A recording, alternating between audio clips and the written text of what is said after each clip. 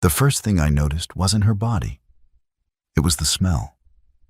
Warm yeast and browned butter rolled out of the bakery like a confession. It caught in the back of my throat and pulled me one step closer before I decided I was going inside. Lavender Nasir said beside me, voice low, "You sure you want to be seen here?" "The committee people, I don't care about being seen." I cut in. "I care about being recorded." Nasir blinked. He was used to executives who asked for coffee. I asked for angles. Across the street, an SUV with tinted windows idled too long. It wasn't paranoia. It was pattern. I'd spent a decade negotiating contracts with people who smiled while they sharpened knives. "Do you want me to call Tokyo?" Nasir asked. "Not yet," I said. Tokyo was a deal that could move an entire quarter. It was a conference call that could become a headline if I missed it. And I still turned my phone face down. Because in the window of the bakery, I saw her. Lavender stood behind the display case like she belonged there and didn't at the same time. Her hands moved with precision. Tongs parchment a tray she lifted too high when the door opened, as if the tray could become armor. A man in a polo shirt leaned over the counter. His voice carried through the glass, sharp enough to pierce buttercream. "Your rent is late," he said. "Your invoices are wrong. You want to keep that spot on Maple, fix it." Lavender's shoulders held. Her eyes didn't. She was trying to be small in a room built to squeeze her. The bell over the door rang when I stepped inside. The air changed immediately, heat, sugar, vanilla, the faint bite of sanitizer. It wasn't a corporate lobby. It was work. Real work. Lavender looked up. She knew my face from headlines and committee photos. The board had dragged my name into every fundraiser and ribbon cutting for years. That didn't mean she knew what I sounded like when I wasn't being polite. Her gaze slid past me to Nasir, then to the door. Calculating. Exit points. Threat points. I liked that. "Hi," she said, too careful. She adjusted the tray higher, covering her chest, like she expected someone to laugh. The man in the polo shirt turned. His eyes flicked over my watch, my shoes, the calm way my hands stayed at my sides. He straightened with fake authority. "You can't just walk in here," he said. "I can," I replied. "This is a public business. Unless you've got a court order in your pocket." Nasir shifted behind me, already opening his notes app.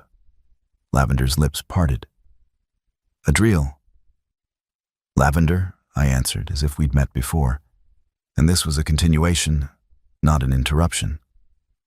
The man forced a smile. "Sir, you don't understand. This tenant is in breach of contract. She's behind." "She's... Who are you?" I asked. "Dane," he said. "Dane Van Doren. Property management." "Show me the vendor agreement," I said. He scoffed.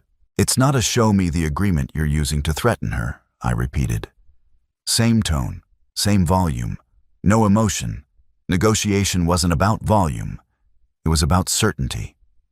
Lavender's fingers tightened on the tray. The knuckles went pale. Van Doren pulled a folder from under his arm like he'd been waiting for an audience. "Here. Section 12. Late fees. Termination clause." He set it on the counter as if the counter belonged to him. I didn't touch it yet. I looked at Lavender instead. "Did you sign this?" I asked. Lavender swallowed. "I signed something when I took the space. My old landlord sold the building. Then the committee came. Then... this." Van Doren's smile sharpened. "The committee requires standards, sweetheart. You can't be sloppy." Nasir's jaw tightened at sweetheart. Lavender's expression didn't change, but her breathing did. That was the micro signal that mattered. Not tears, not speeches. Breath. I took a half step to the side, small, simple, placing my body between Lavender and the door, without announcing it. If anyone came in fast, they met me first. Lavender's eyes flicked to my shoulder. She noticed. "Nasir," I said, "photo the signature page." Nasir lifted his phone, quiet as a shadow. Van Doren snapped, "You can't do that." "I can," I said. "It's evidence in a potential dispute. If you want to stop me, call the police." Van Doren didn't call anyone. Bullies rarely did when the room stopped being theirs. I finally touched the document. Paper, cheap ink, a clip art logo at the top that tried to look official. I flipped to the signature page. Lavender's name was there. The handwriting looked like hers, but the initials on the termination addendum did not. I didn't need to raise my voice to make it a problem. "Van Doren," I said. This addendum wasn't initialed by Lavender. He snorted. She agreed verbally. "In the state wherein modifications to a commercial lease don't happen by verbal agreement," I said. "And if you're claiming it, did you need documentation? Timestamps, witnesses, something.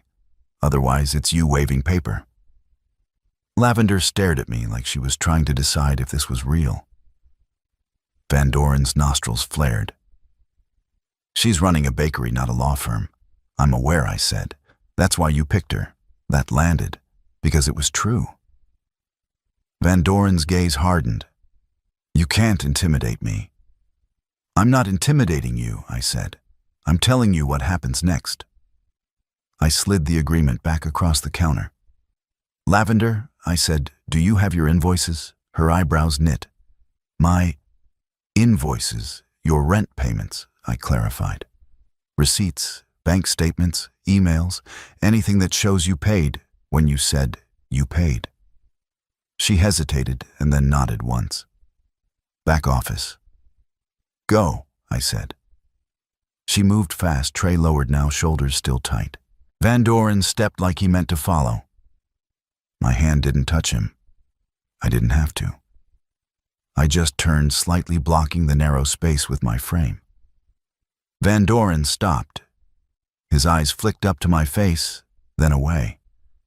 A man who lived off control didn't like a wall he couldn't move. Nasir leaned in. "Adriel Tokyo is calling in 12. "Let it ring," I said. Van Doren heard that too. Lavender returned with a binder, hugged to her chest. The binder was scuffed, overused. Not pretty, real. She set it down. "Here." I opened it. Handwritten notes, printed bank statements, email chains with paid and received and thank you. A timeline of effort. There was one gap highlighted in yellow, a payment Lavender claimed she made, a receipt that didn't match the date on the rent ledger Van Doren held. Van Doren's smile returned. "See, she's behind." Lavender's throat worked. Her fingers clawed the edge of the counter. "Not yet," I said. I flipped to the email. The receipt had a reference number. The bank statement had a transaction ID. Nasir I said, "Call the bank. Verify transaction ID. Get a confirmation letter. If they try to stall, remind them we're requesting it under Lavender's authorization for a dispute." Nasir was already tapping. Van Doren's smile faltered. "This is ridiculous. It's procedure," I corrected. Lavender's eyes didn't leave my hands.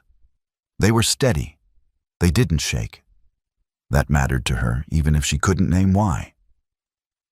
"Van Doren, I said your ledger is missing credits. Your late fees are compounded incorrectly, and your termination clause requires written notice and cure time." I turned the agreement around and pointed. 14 days, I said, not 48 hours. You're not terminating anything today. His face reddened. "You can't, I can." I said again, and this time I didn't have to add anything. The room understood. Van Doren shoved the folder into his bag. "Fine. Enjoy your charity project?" Lavender's breath hitched. I didn't look at him when I answered. "She's not a project," I said. "She's the tenant. You're the risk." Van Doren's eyes flashed. He leaned closer, voice low enough to feel like a threat. You think you can protect her because you're rich, he murmured. I can ruin her with one email. I know, I replied. That's why you're going to stop. He laughed under his breath. Or what I met his eyes for the first time. Or you'll learn what metadata looks like in court, I said. He blinked. What I didn't explain. I didn't give him the satisfaction of a lecture.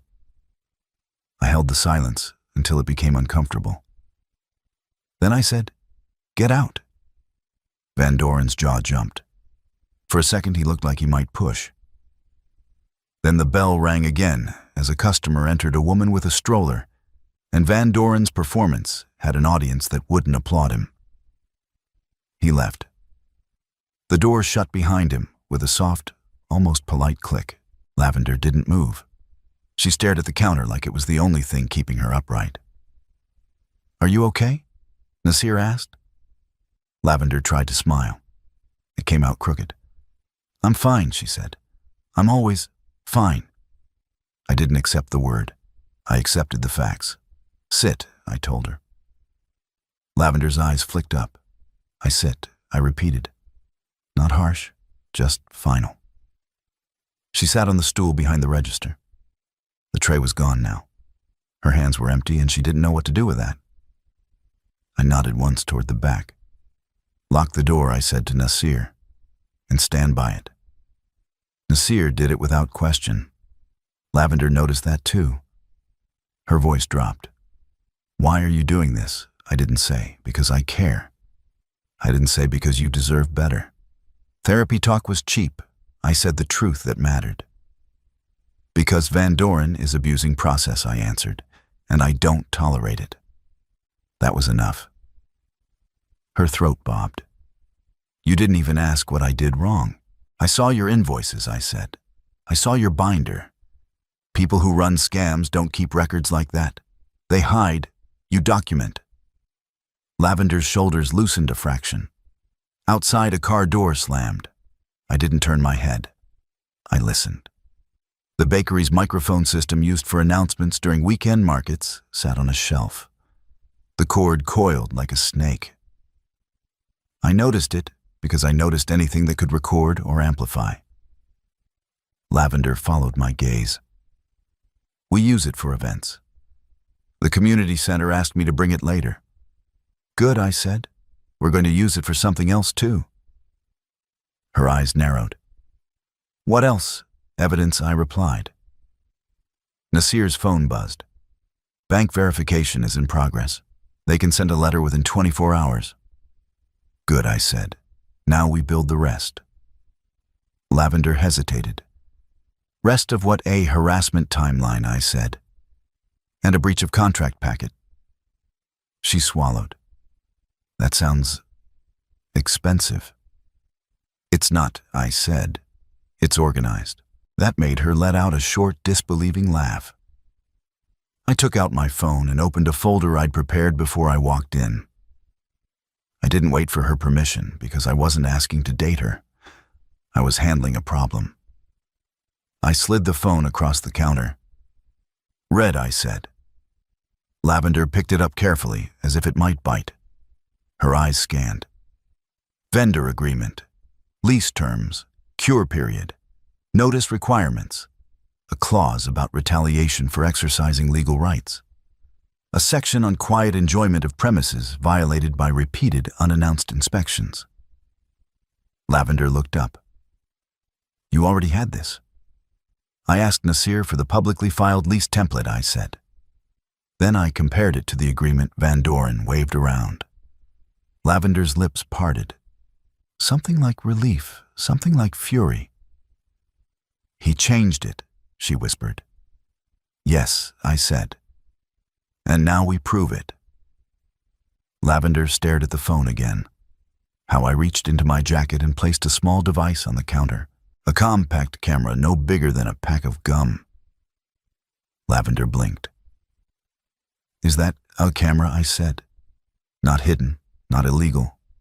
It records your counter and the door. It captures faces and voices. It timestamps everything."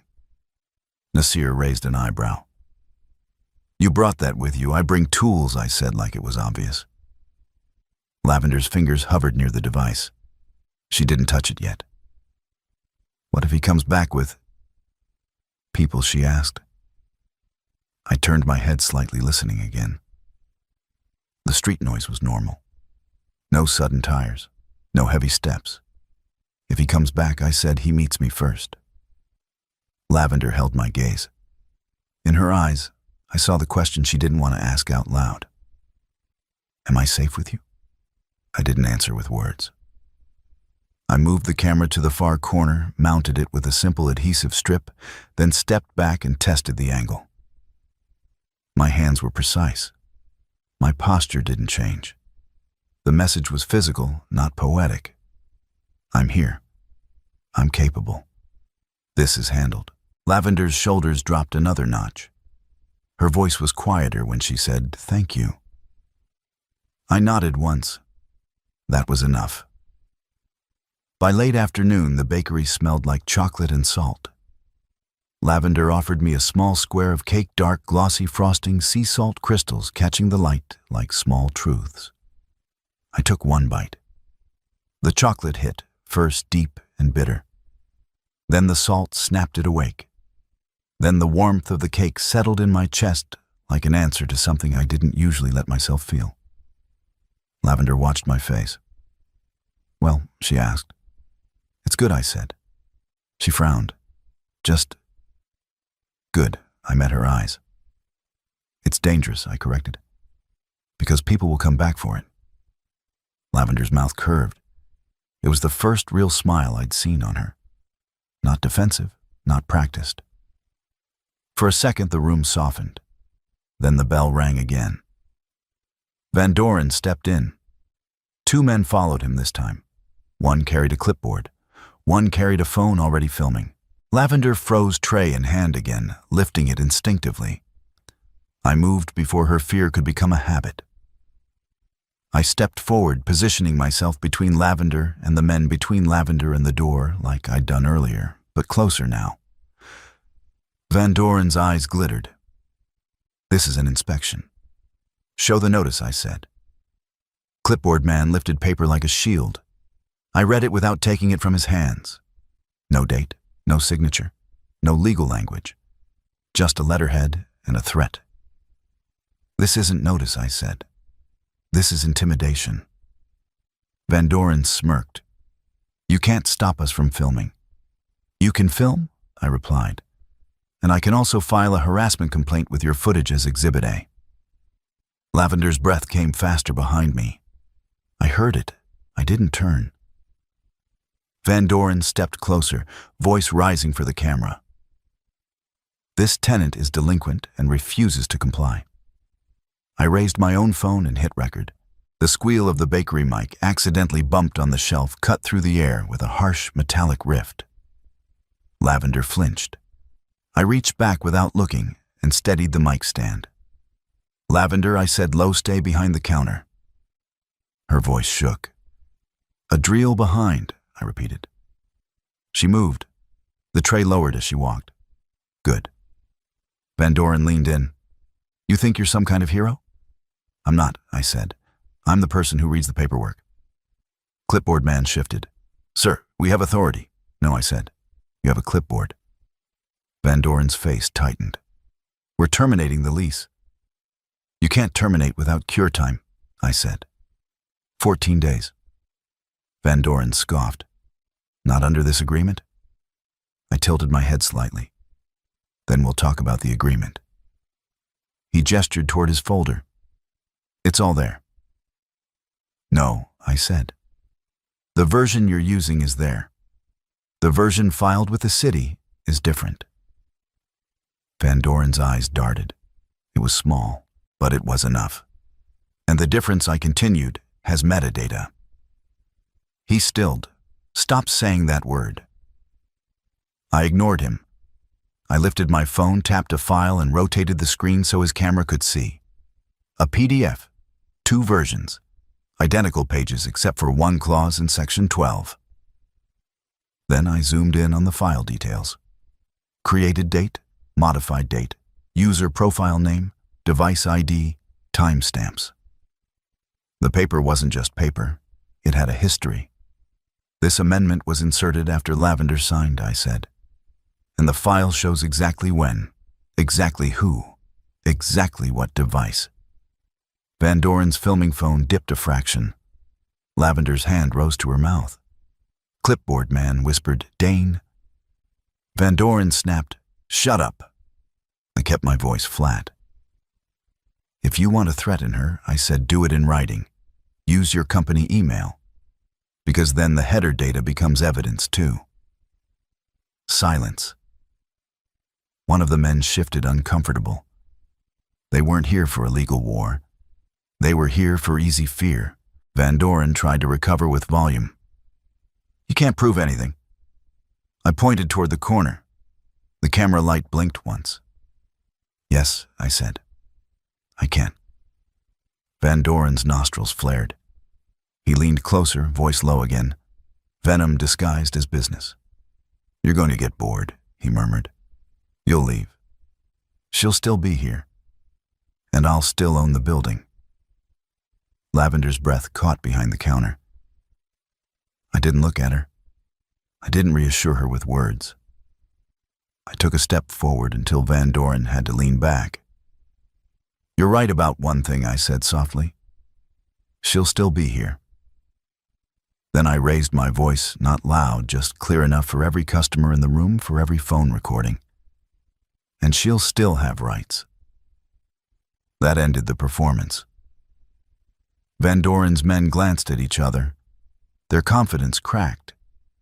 Van Doren slammed his folder shut. "This isn't over."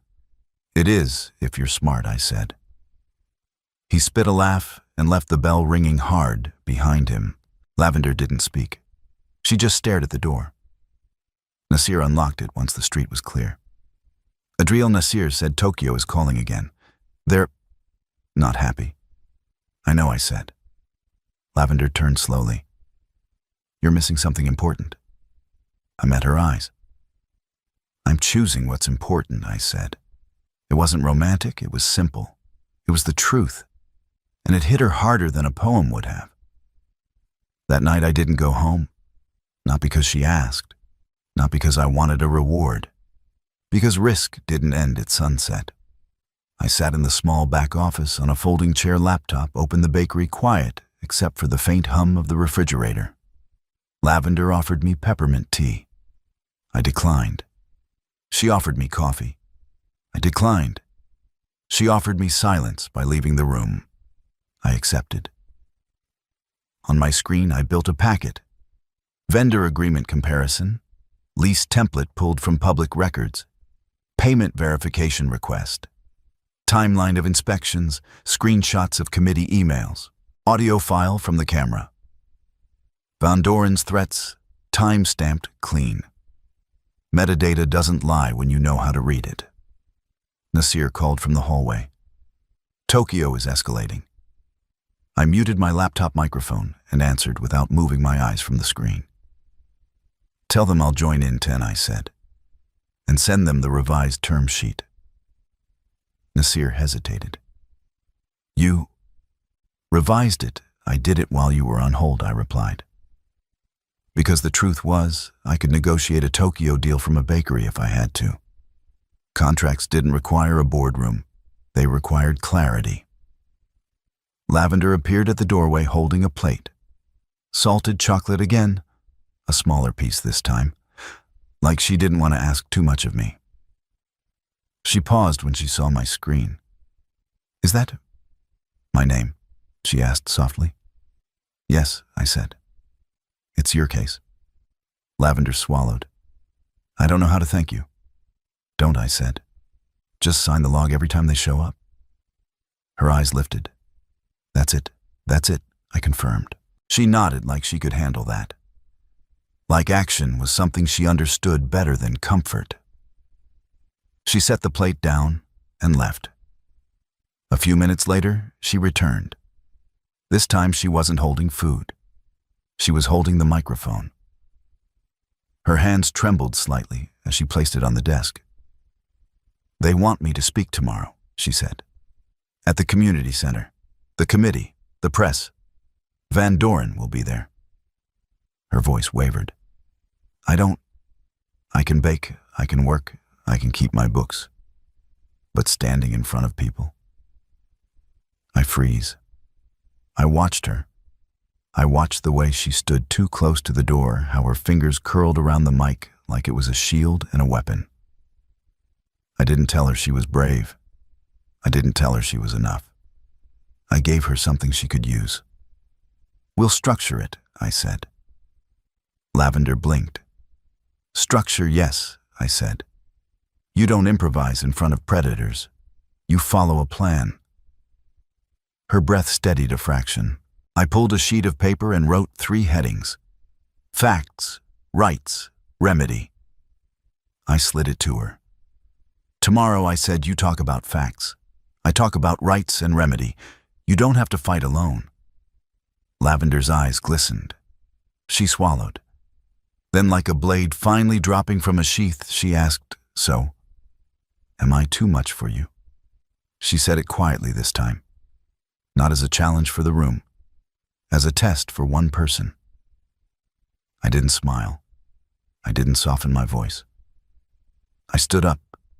I stepped around the desk and placed myself between her and the door again, closer than before, the space undeniable.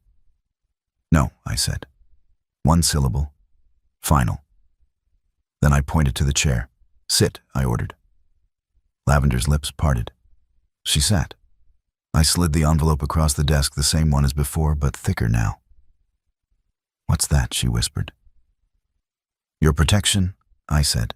Inside were printed screenshots, email headers, payment confirmations, a notarized statement template, and a burner phone already programmed with 1 number. Keep it with you, I said. If anyone corners you, you call. If anyone threatens you, you record. If anyone touches you, we don't negotiate. We prosecute. Lavender's hand trembled as she lifted the first page. Her voice cracked. Adriel. I didn't touch her. I didn't reach for her hands. I just stayed where I was between her and the world. That was the answer. The community center smelled like old wood and stale coffee. The room was packed. Committee members in polished smiles. Van Doren in the back arms, crossed already, looking bored. Lavender stood near the stage in a white dress, shoulders tense. She held a tray of small pastries because it was the only way she knew how to be present without feeling exposed. The mic squealed when someone adjusted it, a sharp rattle that made the room flinch. Lavender's eyes widened. I saw her recoil. I stepped up, reached for the mic stand, and adjusted the gain with practiced hands. The squeal died. Clean, controlled. The room calmed because the room follows competence. Van Doren's smile slipped. He liked chaos. I removed it. Nasir leaned to me. Tokyo sent a final ping. They're waiting. Tell them to review the emailed signature blocks. I said, eyes on the room. It's done. Nasir blinked. Done shot Roy, I murmured in Vietnamese without thinking. Closed. Nasir exhaled like he'd been holding his breath for hours. Lavender glanced at me. You closed Tokyo? From here. Yes, I said. Contracts don't care where you stand. She looked down at her tray, then back up. Something in her posture shifted an inch of spine, a steadier shoulder. I walked to the stage. I didn't introduce myself with charm. I introduced myself with a file. I placed a folder on the podium and looked at the committee. My name is Adriel, I said. I'm representing Lavender Hart as counsel in a dispute involving commercial lease terms, vendor agreement manipulation, and targeted harassment. Murmurs. Van Doren smirked, but it didn't reach his eyes. I opened the folder. This is the vendor agreement Lavender signed, I said, holding up a copy. This is the version filed with the city. I lifted the second copy. This is the version Van Doren used to threaten termination. I laid them side by side on the podium. The documents are not identical, I said. The termination clause was altered after signature. A committee woman leaned forward. That's a serious accusation. It's a measurable fact, I replied. I tapped the next page. This is the file history. Created date, modified date, author, profile, device, ID. Metadata. The word rippled through the room like a blade drawn slowly. Van Doren's head snapped up. I didn't look at him yet.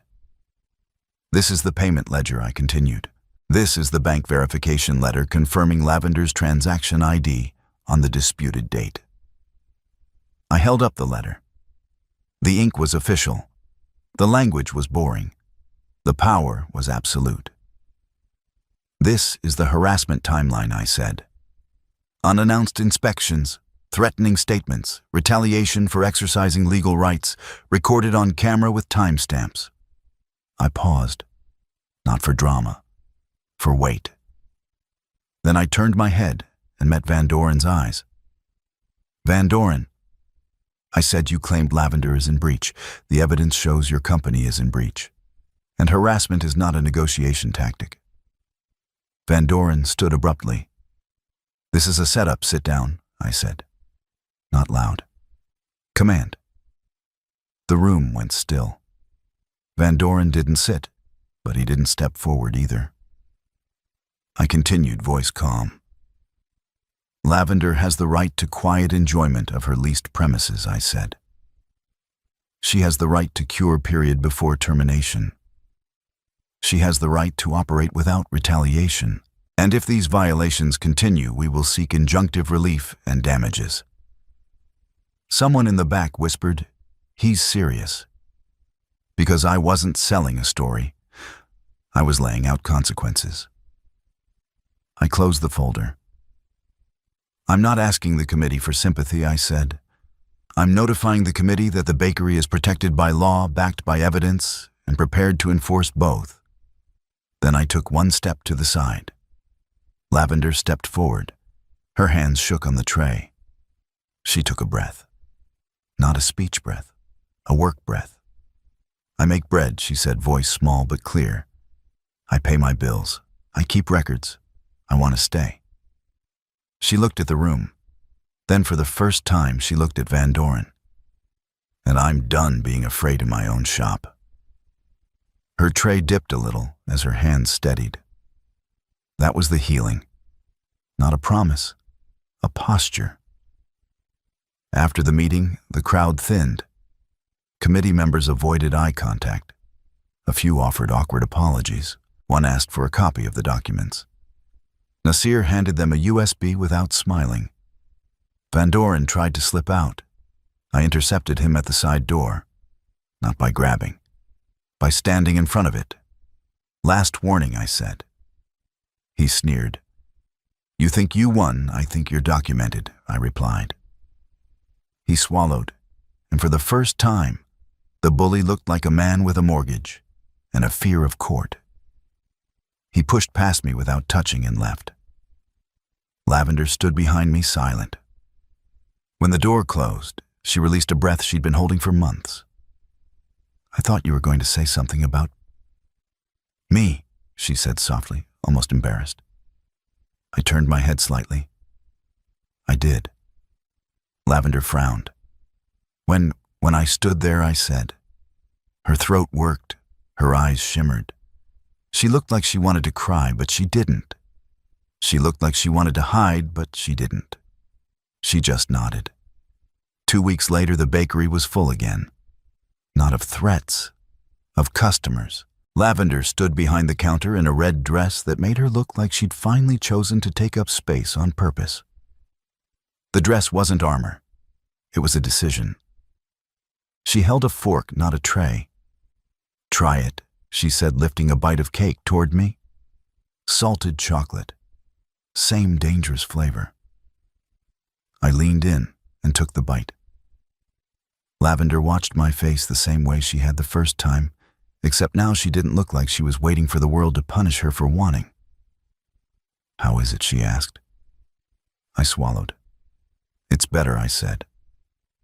Lavender smiled slow and real. Outside, the street was quiet. The SUV was gone. The doorbell rang only for customers. Nasir walked in, phone to his ear, looking exhausted and triumphant. "Tokyo is officially signed," he said.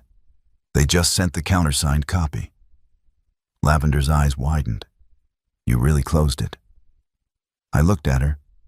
"I told you," I said. "I can negotiate anywhere." Lavender's gaze dropped to the fork in her hand, then lifted again, steady. "And you can protect anywhere," she said. I didn't correct her. I didn't deny it. I stepped closer, close enough that she could feel the boundary shift. Lavender didn't step back. That was the consent signal. Clear, mutual, quiet. I lifted my hand to her jaw, safe, steady, and paused. Lavender's fingers curled around my wrist and pulled me in. The kiss was simple, short, not a performance. When we separated, her eyes stayed on mine. No apology, no question, just ownership of her own space. In the corner, the small camera light blinked once, still recording, still time-stamping, still making the world expensive for anyone who tried to hurt her. Lavender set the fork down. "Adriel," she said, voice low. "Before you, my life was just numbers." I waited. She didn't reach for therapy words. She didn't reach for emptiness. She looked at the bakery, at the binder, now organized neatly on a shelf at the door, that didn't scare her anymore. Then she looked back at me. "You gave me a reason to count them," she said. I nodded once. "Good," I replied. "Now keep counting." Lavender laughed, soft, incredulous, alive. And for the first time since I'd walked into her bakery, the sound didn't feel like survival. It felt like the future.